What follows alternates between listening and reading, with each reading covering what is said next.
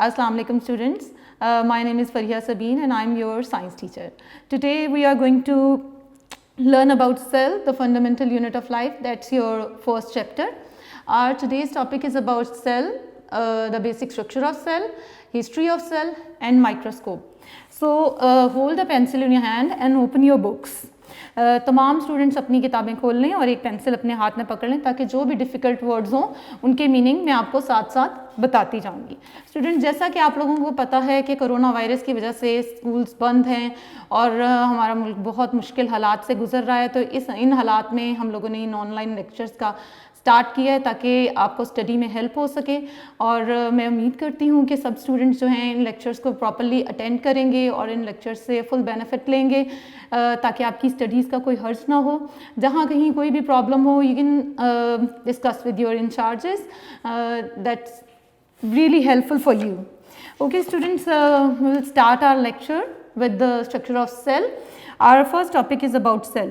तो सेल के बारे में स्टूडेंट्स इससे पहले आप पिछली क्लासेस में भी काफ़ी कुछ पढ़ चुके होंगे और यहाँ पर भी हमारा पहला चैप्टर जो है सेल के बारे में ही है। जैसा कि आप लोग देखते हैं कि बड़ी बड़ी इमारतें या बड़े बड़े स्कूल या बिल्डिंग्स को बनाने के लिए एक बुनियादी किसी न किसी चीज़ की ज़रूरत है। वो बुनियादी चीज़ क्या है? वो बुनियादी चीज़ें हैं ईंटें। ईंटें क्या हैं? बिल्डिंग ब्लॉक्स हैं जो एक बड़ी इमारत को बनाने के लिए ज़रूरी चाहिए होते हैं। ठीक है, इसी तरह सेल जो है, सेल क्या है? वो बिल्डिंग ब्लॉक है जो किसी भी जानदार को बनाने के लिए ज़रूरी होता है। ठीक है, अब चाहे वो जानवर हैं, चाहे वो पौधे हैं, चाहे वो इंसान हैं, वो हर चीज़ जो है वो किस चीज़ से मिलकर बनी हुई है? सेल से मिलकर बनी हुई है। तो आज हम इसी सेल का बेसिक स्ट्रक्चर पढ़ेंगे कि सेल असल में है क्या चीज़, सेल के अंदर क्या चीज़ें मौजूद होती हैं और सेल क्या क्या काम कार अंजाम देता है। ठीक है, तो सबसे पहले जो आपके फर्स्ट पेज पे इंट्रोडक्शन दिया हुआ है, all living things are made up of tiny microscopic units called cell. Tiny का मतलब होता है बहुत ही छोटी चीज़, इतनी छोटी चीज़ जिसे आप आम आंख से ना देख सकें। Cell is the basic structural and functional unit of cell. Structure के सेल जो है ये हमारी बॉडी के स्ट्रक्चर को बनाने के काम आता है, एंड फंक्शनल के सेल जो है ये बहुत सारे फंक्शंस भी परफॉर्म करता है। ठीक है, तो सेल क्या है? Is the basic structural and functional unit of life. Life का ताल्लुक किससे है? लाइफ, अब जितने भी लिविंग ऑर्गेनिजम्स हैं वो सब सेल से मिलकर बने हुए हैं, चाहे वो पौधे हैं, चाहे वो इंसान हैं, चाहे वो जानवर हैं। ठीक है, अब जब हम सेल का बेसिक स्ट्रक्चर पढ़ते हैं तो सेल का बेसिक स्ट्रक्चर किस तरह है? दो तरह का है, या तो वो सिंपल होगा या वो कॉम्प्लेक्स होगा। अगर वो सिंपल होगा तो क्या कहेंगे हम उसे, और अगर वो कॉम्प्लेक्स होगा तो उसको हम क्या कहेंगे? ठीक है, अगर हम सिंपल स्ट्रक्चर की बात करें तो सिंपल स्ट्रक्चर जो है वो किससे, उसके बारे में हम क्या कहेंगे? तो सिंपल स्ट्रक्चर में हम ये कहेंगे कि वो ऑर्गेनिजम्स जो एक सेल से मिलकर बने होते हैं उन्हें हम यूनिसेलुलर कहते हैं। यूनिसेलुलर का मतलब, यूनि का मतलब है वन एंड सेलुलर का मतलब है मीन सेल से मिलकर बना हुआ। तो वो ऑर्गेनिज्म जो एक सेल से मिलकर बने होंगे उन्हें हम कहेंगे यूनिसेलुलर। ठीक है, ये हमारा सेल का सिंपल स्ट्रक्चर होगा। और कॉम्प्लेक्स स्ट्रक्चर क्या होगा?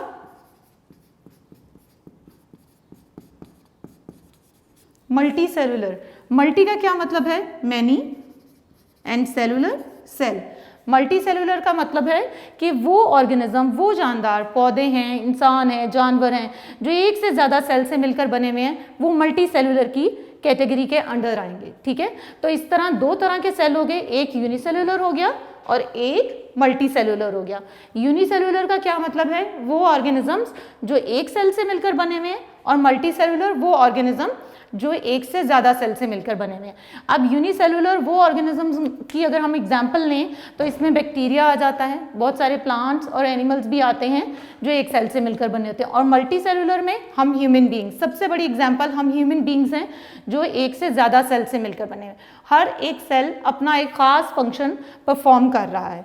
इसके बाद हम पढ़ेंगे सेल की हिस्ट्री के बारे में।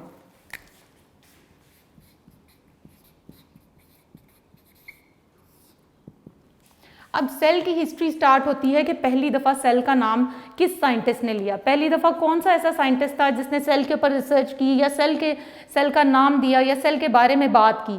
That scientist is Robert Hooke. 1965 में रॉबर्ट हुक एक साइंटिस्ट था जिसने सबसे पहले सेल के बारे में बात की और सेल के ऊपर रिसर्च की। और सेल के ऊपर रिसर्च कहाँ से उसने स्टार्ट की? एक पुराने ज़माने में जो शीशे की बॉटल्स होती थी उनको बंद करने के लिए लकड़ी का एक टुकड़ा, छोटा सा टुकड़ा जिसे हम कॉर्क कहते थे, वो इस्तेमाल होता था बंद करने के लिए। रॉबर्ट हुक ने उसी कॉर्क का एक स्लाइस लेके उसको माइक्रोस्कोप के अंदर देखा तो उसने कहा कि जो उसका स्ट्रक्चर है वो हनी कॉम्ब स्ट्रक्चर है। यहाँ पर वर्ड यूज हुआ है Honey comb structure. Honey comb structure जो है ये शहद की मक्खियों का जो छत्ता होता है उसका एक खास स्ट्रक्चर होता है, उस स्ट्रक्चर से मिलता जुलता स्ट्रक्चर है। और ये जो छोटे छोटे कंपार्टमेंट्स या खाने, कंपार्टमेंट्स कहते हैं खानों को, वो खाने जो हैं वो क्या है, वो सेल से तशबीह दी उन्हें रॉबर्ट हुक ने। और यहाँ पर उसने ये बताया कि सेल जो हैं हर लिविंग ऑर्गेनिज्म के अंदर मुख्तलिफ काम सर अंजाम दे रहे हैं और हर सेल के अंदर मुख्तलिफ छोटे छोटे सेल के स्ट्रक्चर, सेलुलर स्ट्रक्चर जिन्हें हम ऑर्गेनेलीज कहते हैं, वो मौजूद हैं और वो मुख्तलिफ काम सर अंजाम दे रहे हैं। ठीक है, तो छोटे से छोटा सेल भी मौजूद है जिसे हम यूनिसेलुलर कहेंगे और उसमें और बड़े सेल्स भी मौजूद हैं जो मुख्तलिफ काम सर अंजाम दे रहे हैं। हर सेल का साइज, शेप, स्ट्रक्चर दूसरे सेल से मुख्तलिफ है। ठीक है, इस तरह अगर हम एग्जाम्पल्स लें तो पहले मैंने आपको एग्जाम्पल दी है बैक्टीरिया की जो सिंपल सेल्स में आएगा और यूनिसेलुलर्स में आएगा, और कॉम्प्लेक्स स्ट्रक्चर की अगर हम एग्जाम्पल लें मल्टी सेलुलर की तो उसमें हम ह्यूमन बींग्स आएंगे, बहुत सारे जानवर भी आएंगे और बहुत सारे पौधे भी आएंगे। अब अगर हमने सेल को देखना हो तो देखने के लिए हमें किस चीज़ की ज़रूरत होगी? कोई ना कोई एक ऐसा इंस्ट्रूमेंट तो होगा जिसकी मदद से हम सेल को देख सकें और सेल के बारे में जान सकें। नेक्स्ट हमारा टॉपिक जो है वो हमारा माइक्रोस्कोप है। ठीक है, अब अगर हम सेल का स्ट्रक्चर देखना चाहते हैं तो सेल के स्ट्रक्चर को देखने के लिए हमें किसी ना किसी इंस्ट्रूमेंट की ज़रूरत पड़ेगी उसके स्ट्रक्चर को डिटेल में जानने के लिए। तो उसके लिए हम जो इंस्ट्रूमेंट यूज़ कर रहे हैं माइक्रोस्कोप। माइक्रोस्कोप एक ऐसा इंस्ट्रूमेंट है जिसके अंदर हम छोटी से छोटी चीज़ जो हमें आम आंख से नहीं नज़र आ रही, यहाँ पर एक वर्ड यूज़ हुआ है नेकेड आई। नेकेड आई का मतलब है आम आंख से जो चीज़ हमें ना नज़र आ सके, तो उस चीज़ को हम किस चीज़ से देखेंगे? माइक्रोस्कोप की मदद से देखेंगे। तो माइक्रोस्कोप वो इंस्ट्रूमेंट है जिसकी मदद से हम सेल को देखेंगे, उसको स्टडी करेंगे और उसके बारे में जानेंगे। तो a microscope is an instrument use to see very small object that can not be seen with naked eye. After the invention of compound microscope, Robert Hooke was able to observe the cell for the first time under the microscope. ठीक है, अब microscope आप लोग देखते होंगे labs के अंदर पड़ी होती हैं। आप अपनी किताब के अंदर देखें तो फिगर 1.2 को देखें तो वहाँ पर आपको माइक्रोस्कोप का स्ट्रक्चर नज़र आएगा। ठीक है, अब माइक्रोस्कोप में हम किसी भी सेल को देखना चाहें तो हम किस तरह देखेंगे? उसके लिए हम एक स्लाइड यूज़ करेंगे। ठीक है, स्लाइड यूज़ करेंगे और उस स्लाइड जो है वो किस चीज़ से मिलकर बनी होगी? वो स्लाइड शीशे से मिलकर बनी होगी। ठीक है, वो शीशे की स्लाइड होगी। उस स्लाइड के ऊपर हम वो सेल, वो ऑर्गेनिज्म जिसको हम माइक्रोस्कोप में देखना चाहेंगे उसको रखेंगे। और माइक्रोस्कोप के अंदर दो तरह के लेंस इस्तेमाल होते हैं। ठीक है, एक ऑब्जेक्टिव लेंस इस्तेमाल होता है और एक आई पीस इस्तेमाल होता है। ठीक है, आई पीस जो है और ऑब्जेक्टिव लेंस।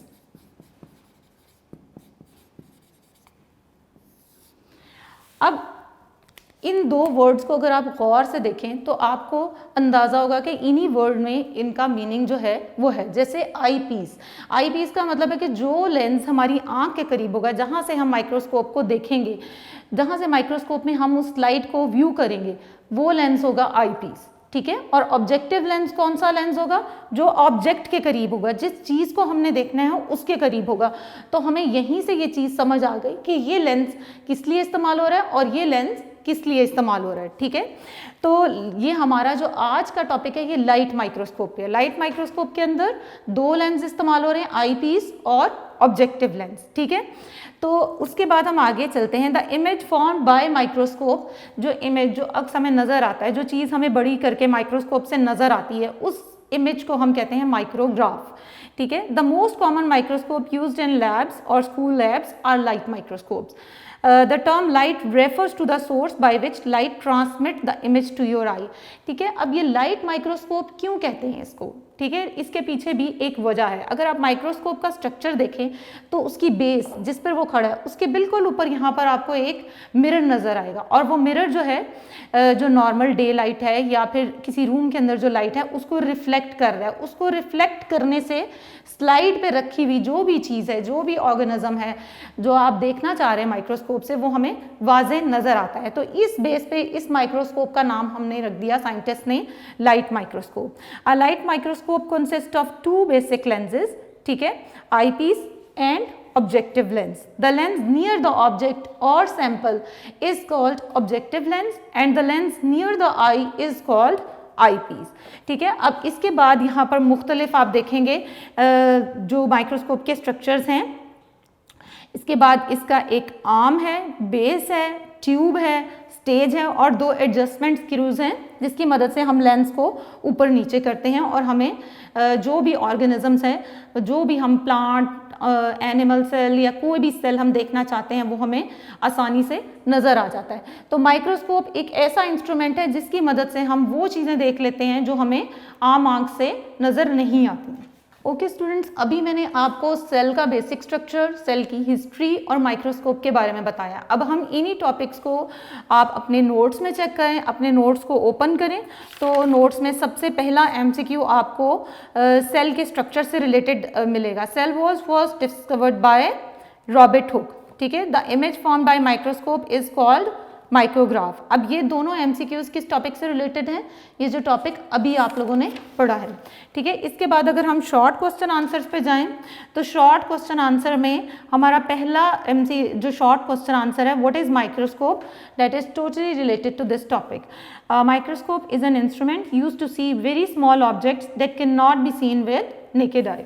उसके बाद हम लॉन्ग क्वेश्चंस पे आ जाएं तो लॉन्ग क्वेश्चन में पहला लॉन्ग क्वेश्चन हमारा माइक्रोस्कोप से रिलेटेड है। Analyse the different parts of microscope in detail. Microscope की पहले डेफिनेशन आएगी, उसके बाद सेम वही हिस्ट्री कि रॉबर्ट हुक ने 1965 में सबसे पहले सेल का स्ट्रक्चर माइक्रोस्कोप के अंदर ऑब्जर्व किया। एंड देन सेल माइक्रोस्कोप के डिफरेंट पार्ट्स हैं। Objective lens, it is the lens near the object to be seen. Eyepiece, it is the lens at the top of the lens near our eye. Tube, it connects the eyepiece to the objective lens. Arm, it support the tube and connect it to the base. Base, the bottom of microscope used for support. Adjustment screws, there are 2 or more adjustment screws fixed at the side of the tube. And then stage, it is the part of microscope on which slide with material is placed to observe. And then micrograph, at the end of the topic, the image formed by microscope is called micrograph. तो इस तरह इस सारे topic से related हमारे पास 2 MCQs थे, एक short question था और एक लॉन्ग क्वेश्चन आंसर था। अब यहाँ तक सेल का स्ट्रक्चर, सेल का बेसिक स्ट्रक्चर, हिस्ट्री और माइक्रोस्कोप का टॉपिक कंप्लीट हो गया। अब हमारा नेक्स्ट टॉपिक है सेल की जो ऑर्गेनेलीज हैं, सेल का जो बेसिक स्ट्रक्चर है उससे रिलेटेड है। तो सबसे पहले हम बेसिक सेल की डायग्राम आपके साथ डिस्कस करेंगे, ठीक है। सेल का बेसिक स्ट्रक्चर डिस्कस करते हैं कि सेल का स्ट्रक्चर कैसा है। सबसे पहले हम स्ट्रक्चर ऑफ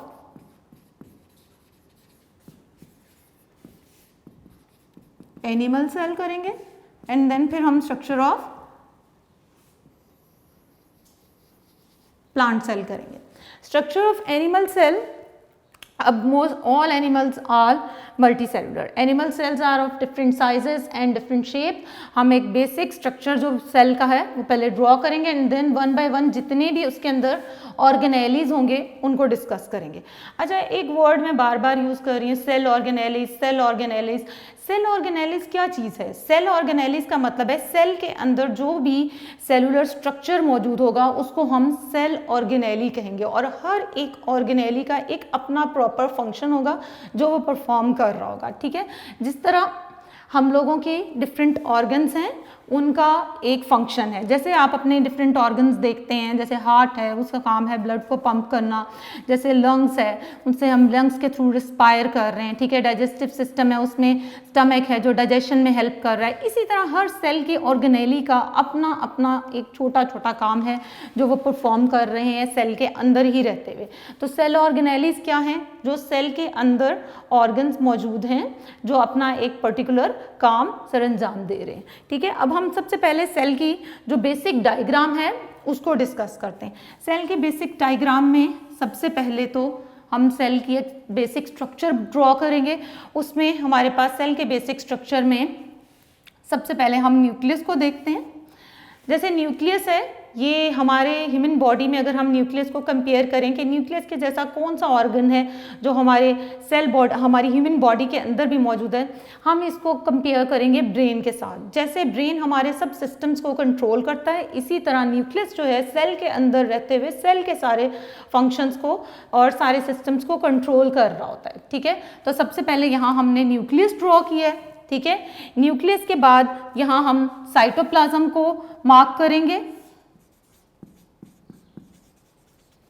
साइटोप्लाज्म किसी भी जगह आप देखें सेल के अंदर मौजूद है। ये एक जेली लाइक मटेरियल है और इसके अंदर काफ़ी सारे फंक्शंस परफॉर्म हो रहे हैं।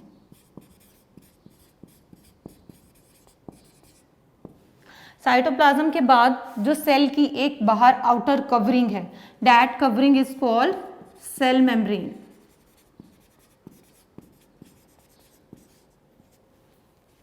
उसके बाद माइटोकॉन्ड्रिया, ये भी एक ऑर्गेनेली है जो सेल के अंदर मौजूद है।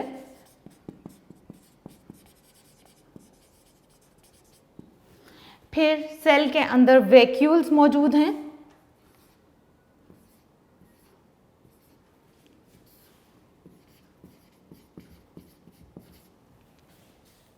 ये सेल का एक बेसिक स्ट्रक्चर है। कुछ ऐसे ऑर्गेनेलीज हैं जो हम वन बाय वन करके सब डिस्कस करेंगे और इनका एक प्रॉपर फंक्शन होगा। तो सबसे पहले हम सेल की आउटर कवरिंग, आप अपनी बुक के अंदर पेज नंबर 2 चेक करें, animal and plant cell, structure of animal cell. सबसे पहले हमारे पास क्या आएगा? सबसे पहले हमारे पास आएगा cell membrane. Cell membrane is the outer covering of cell. Animal cell की जो सबसे बाहर वाली कवरिंग है, जिसने एनिमल सेल को कवर किया हुआ है, जो एनिमल सेल को प्रोटेक्ट कर रहा है, उसे हम सेल मेम्ब्रेन कहेंगे। अच्छा, सेल मेम्ब्रेन का एक पर्टिकुलर फंक्शन है। सेल मेम्ब्रेन जो है ये सेमी परमिएबल मेम्ब्रेन है। यहाँ पर एक वर्ड यूज हो रहा है, just right the meaning of that word. Semi permeable membrane का क्या मतलब है? Semi permeable membrane, semi permeable membrane का मतलब है कि सेल मेम्ब्रेन कुछ मटेरियल्स को तो सेल के अंदर जाने और सेल के बाहर आने की इजाज़त देती है, लेकिन हर चीज़ सेल के अंदर और बाहर नहीं जा सकती। सेमी वर्ड कहाँ पर यूज़ होता है? सेमी वर्ड का मतलब होता है जहाँ कुछ चीज़ की इजाज़त है और कुछ की नहीं। Semipermeable membrane cell membrane को क्यों कहते हैं? कि जो कुछ चीज़ों को अंदर जाने की इजाज़त देती है और कुछ की नहीं। It is a semipermeable membrane which allows only important material to pass through it. तो सबसे बाहर वाली जो हमारी आउटर कवरिंग है वो कौन सी चीज़ है? Cell membrane. उसके बाद नेक्स्ट जो हमारा सबसे मेन स्ट्रक्चर आता है, that main structure is cytoplasm. Cytoplasm क्या है? साइटोप्लाज्म एक जेली लाइक मटेरियल है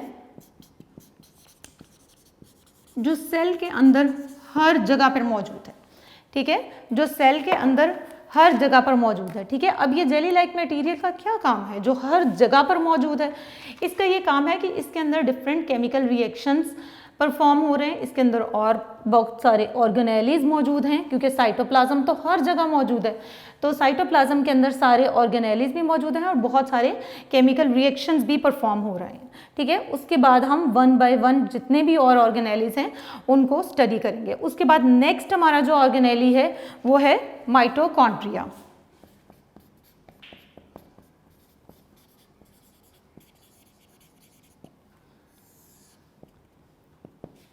अब जैसे हम ह्यूमन बीइंग्स हैं, हमें काम करने के लिए, हमें कोई भी काम करने के लिए किस चीज़ की ज़रूरत होती है? हमें एनर्जी की ज़रूरत होती है। और वो एनर्जी जो है वो हमें किस चीज़ से मिलती है?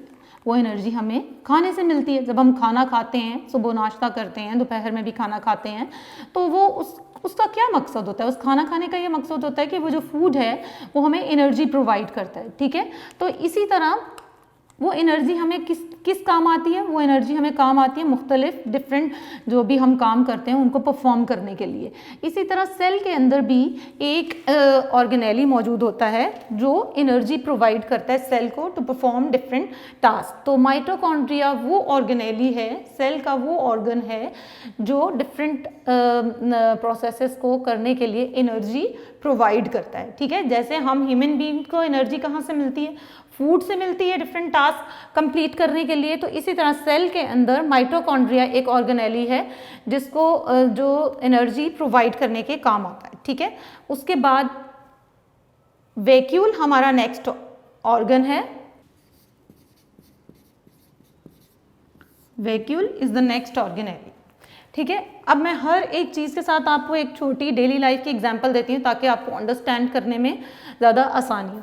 जैसे हम लोगों के घरों में एक स्टोर हाउस होता है। स्टोर हाउस का क्या काम होता है? स्टोर हाउस का काम होता है मुख्तलिफ जो भी फालतू चीज़ें हम उसको स्टोर हाउस के अंदर स्टोर कर देते हैं। इसी तरह सेल के अंदर भी वैक्यूल एक ऑर्गेनेली है जो क्या करता है, जितने भी वेस्ट और हम वेस्ट सब्सटेंसेस होते हैं जिनकी सेल को ज़रूरत नहीं होती वो फॉर टाइम बीइंग वैक्यूल के अंदर स्टोर हो जाते हैं। आफ्टर सम टाइम वो सेल मेम्ब्रेन के through release out excrete out हो जाते हैं। तो वैक्यूल क्या है? Vacuole is the storehouse of the cell. इसके अंदर जितने भी वेस्ट प्रोडक्ट्स होते हैं, वाटर है, फूड है और जितने भी वेस्ट प्रोडक्ट्स जिनकी सेल को इस वक्त ज़रूरत नहीं है वो प्रोडक्ट्स कहाँ पर स्टोर होते हैं? वैक्यूल के अंदर स्टोर होते हैं।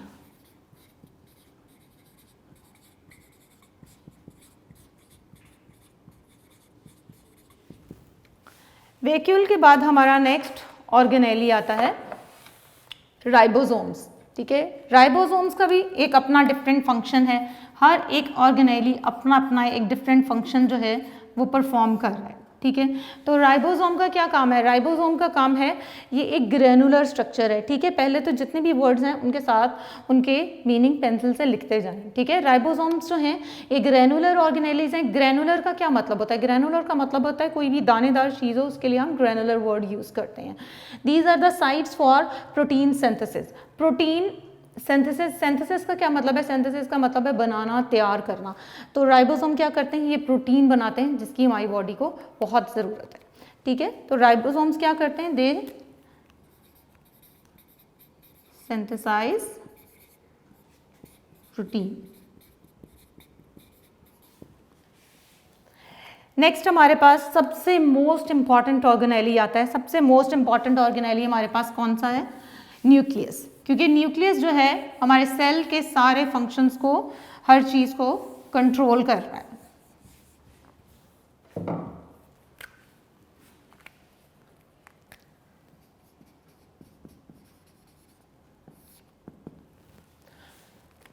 न्यूक्लियस को अगर हम दूसरे लफ्ज़ों में सेल का ब्रेन कहें, ठीक है, सेल का कंट्रोल सेंटर कहें तो गलत नहीं होगा। तो न्यूक्लियस क्या है? It is the most important part of the cell and it control all the activities performing or all the functions to control all the functions inside the cell। Cell के अंदर जितने भी functions perform हो रहे हैं, जो भी activities हो रही हैं, वो कौन कंट्रोल कर रहा है? वो न्यूक्लियस कंट्रोल कर रहा है। Nucleus also act as a brain of the cell। It is round or oval in shape। In animal cell, nucleus is present in the center of the cell, while in plant cell, it lies near the side of large central vacuole। It contains the hereditary material known as DNA। अब DNA क्या है? DNA hereditary material है। Nucleus को हम brain of cell भी कह सकते हैं, इसको हम कंट्रोल सेंटर भी कह सकते हैं। ठीक है, न्यूक्लियस क्या कर रहा है? कंट्रोल कर रहा है। ठीक है, सारे फंक्शंस को, सारी एक्टिविटीज़ को। और न्यूक्लियस क्या है? ब्रेन ऑफ द सेल है, यानी ये हमारे सारे सिस्टम्स को, जितने भी सेल के अंदर इंपॉर्टेंट फंक्शंस हो रहे हैं, इंपॉर्टेंट केमिकल रिएक्शंस हो रहे हैं, उनको कंट्रोल कर रहा है। ठीक है, न्यूक्लियस जो है वो सेल के अंदर, एनिमल सेल में मिडिल में मौजूद होता है। ठीक है, और it contains a hereditary material known as DNA। Hereditary material का क्या मतलब होता है? हेरिडिटरी मटेरियल वो मटेरियल होता है जो एक सेल से, एक ऑर्गेनिज्म से दूसरे ऑर्गेनिज्म में ट्रांसफर होता है। That material is called hereditary material. Means के आप एक ऑर्गेनिज्म से दूसरे ऑर्गेनिज्म तक जितने भी कैरेक्टर्स ट्रांसफर होते हैं, that is transfer through DNA। DNA is the abbreviation of deoxyribonucleic acid. And then इसके बाद हम नेक्स्ट टॉपिक करेंगे structure of plant cell. Structure of plant cell भी काफ़ी सारे ऑर्गेनेलिज के हवाले से तो एनिमल सेल से मिलता है, लेकिन कुछ ऐसे ऑर्गेनेलिज या कुछ ऐसे पार्ट्स हैं जो एनिमल सेल के और प्लांट सेल में जो डिफ़र करते हैं, जिनसे एनिमल सेल और प्लांट सेल में हम तफरीक कर सकते हैं, जो इन दोनों को थोड़ा सा एक दूसरे से मुख्तलिफ करते हैं।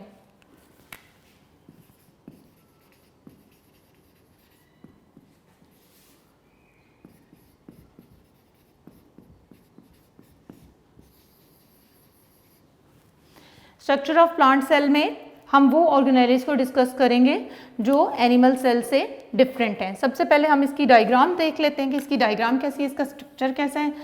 Plant cell is rectangular in shape. Basically इसमें एक बहुत लार्ज वैक्यूल मौजूद होता है, जिसकी वजह से जो न्यूक्लियस है वो एक साइड पे लोकेट हो जाता है, ठीक है। उसके अलावा इसके अंदर बाकी सब ऑर्गेनेलिज वैसे ही मौजूद होते हैं, ठीक है। इसमें एक सेल वॉल की आउटर कवरिंग आती है, सेल वॉल की आउटर कवरिंग आती है। न्यूक्लियस बिल्कुल साइड पे हो जाता है क्योंकि एक बहुत बड़ा वैक्यूल आ जाता है। उस वैक्यूल के साइज की वजह से न्यूक्लियस एक साइड पे आ जाता है।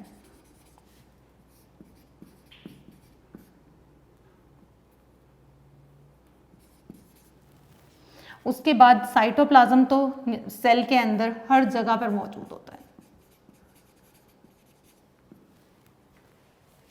अच्छा जी, most plant cells are larger than animal cell generally. Just like an animal cell, a plant cell also contain cell membrane, cytoplasm and nucleus.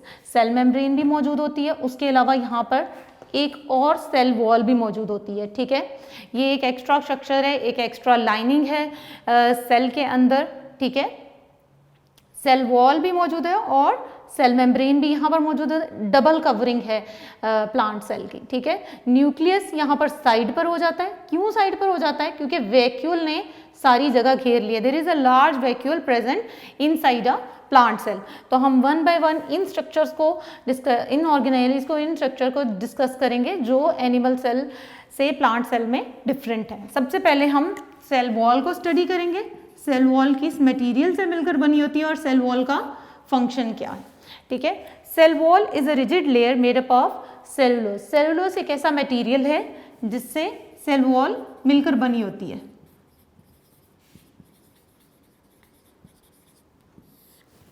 ठीक है। सेल वॉल की बेसिकली जो भी आउटर लेयर होगी, उस आउटर लेयर का क्या काम है? उस आउटर लेयर का मेन जो फंक्शन होगा वो डेफिनेटली प्रोटेक्शन का होगा, कि वो सेल को प्रोटेक्ट करेगी। सेल की एक बाहर वाली लेयर है, जैसे हम ह्यूमन बीइंग्स, अगर हम देखें हमारे हाथ के बाहर या हमारी बॉडी के बाहर एक आउटर लेयर है स्किन की। स्किन की लेयर का क्या मकसद है? स्किन की लेयर का मकसद है हमारी स्किन को प्रोटेक्ट करना, हमारे इंटरनल ऑर्गन्स को प्रोटेक्ट करना। तो इसी तरह ये जो बाहर आउटर लेयर है, इसका क्या काम है? इस आउटर लेयर का काम है सेल को प्रोटेक्ट करना, सेल के इंटरनल ऑर्गेनेलिज को प्रोटेक्ट करना। It protects and provide support to plant cell. उसके बाद नेक्स्ट इंपॉर्टेंट ऑर्गेनेली कौन सा है? क्लोरोप्लास्ट।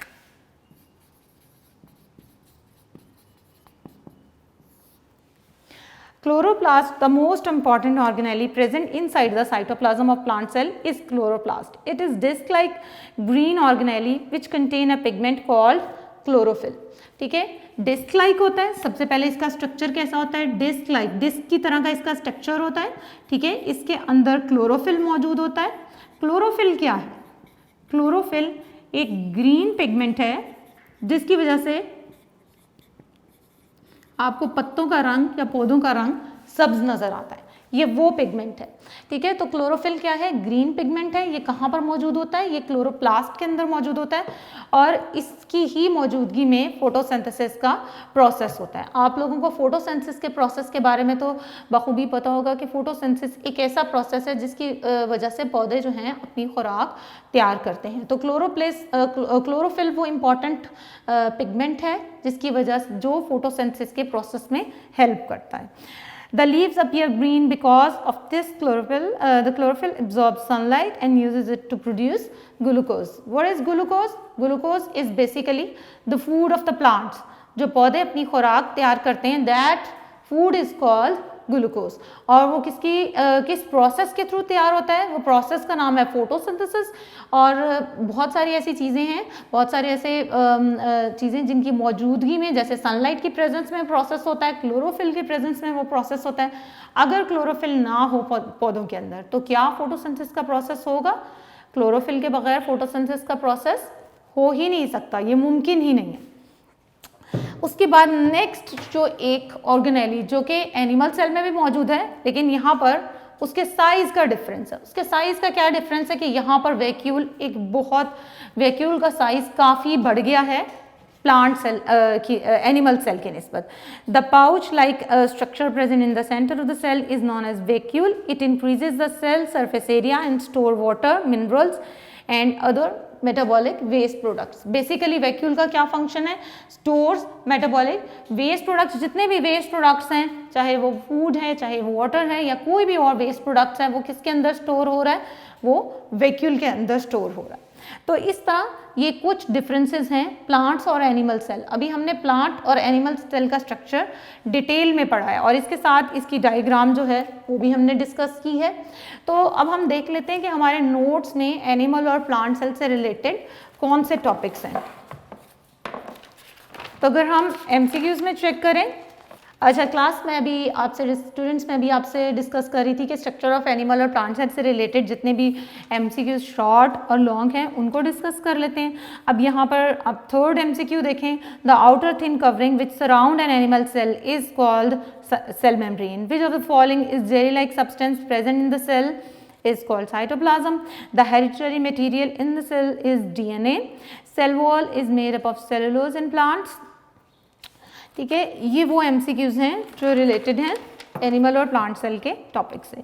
उसके बाद हम शॉर्ट क्वेश्चन आंसर देखें तो शॉर्ट क्वेश्चन आंसर में जो हमारा थर्ड क्वेश्चन है that is also related. Second question, third question, fourth question, ये तीनों क्वेश्चन रिलेटेड है। सेकेंड क्वेश्चन क्या है? What is the function of cell membrane. Third question, why leaves appear green in plant? Because of chloroplast or chlorophyll. And fourth question, give 3 differences between plants and animal cell. ये तीन differences इसके अंदर लिखने हैं। उसके बाद हमारा long question answer में आ जाएं तो explain the basic structure of animal cell। और उसके बाद पूरा एक लॉन्ग क्वेश्चन है हमारा इसके ऊपर। These are the questions which are related to the topic which we have studied in our today's lecture, that is lecture number 1. Thank you students. I hope you understand very well both the topics, the cell, basic structure, microscope and the structure of plant and animal cell. मैं उम्मीद करती हूँ कि आप ये topic को मेरे साथ साथ आपने अच्छे तरीके से समझ लिया होगा, आपको ये टॉपिक समझ आ गया होगा। आप घर में बैठकर अपने नोट्स पर से इस टॉपिक को याद करें और याद करके इसको लिखें, तो आप ज़्यादा अच्छे तरीके से इसको याद कर सकेंगे। Thank you so much.